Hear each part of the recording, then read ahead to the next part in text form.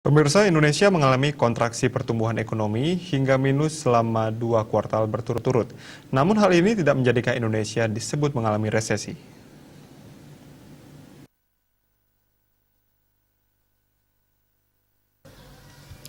Hal ini ditegaskan staf khusus Presiden Bidang Ekonomi Arif Budimanta. Ia menekankan Indonesia belum mengalami resesi meskipun laju ekonomi domestik di kuartal 2 April-Juni 2020 terkontraksi ke minus 5,37% secara tahunan YoY.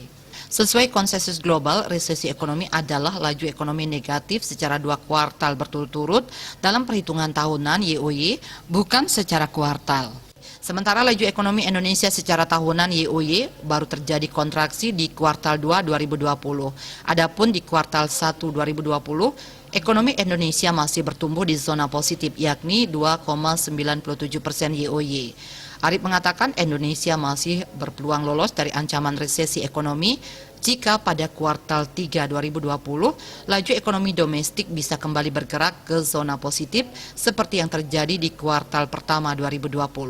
Menurut Arif, laju ekonomi negatif pada kuartal 2 2020 telah diprediksi sebelumnya sebagai konsekuensi dari adanya pandemi COVID-19 yang menyebabkan penerapan pembatasan sosial berskala besar PSBB.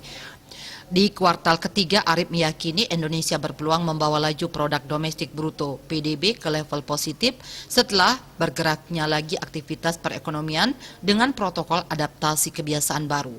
Menurut Arif, kondisi ekonomi Indonesia relatif lebih baik dibandingkan dengan beberapa negara lain karena sejak awal Presiden Joko Widodo menginstruksikan penerapan kebijakan kontrasiklus counter cyclical untuk mendorong ekonomi domestik khususnya konsumsi masyarakat agar tidak terjadi kontraksi lebih dalam. Pada Juli 2020 atau awal kuartal ketiga 2020, Arif menyebut sudah ada sinyalemen pemulihan ekonomi yang tercermin dari kinerja industri manufaktur dan pertumbuhan kredit perbankan.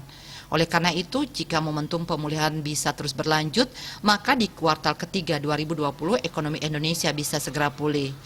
PMI Prom Manufacturing Index yang meningkat dari 39,1 pada bulan Juni menjadi 46,9 pada bulan Juli dan diharapkan bulan ini sudah bisa di atas 50. Demikian juga pertumbuhan kredit perbankan yang mulai ada tanda perbaikan pada bulan Juli lalu. Istana memandang potensi ekonomi dalam negeri harus terus dioptimalkan untuk dapat menopang perekonomian agar dapat tumbuh positif. Konsumsi masyarakat, belanja pemerintah maupun investasi domestik harus digencarkan agar roda-roda perekonomian dapat bergerak.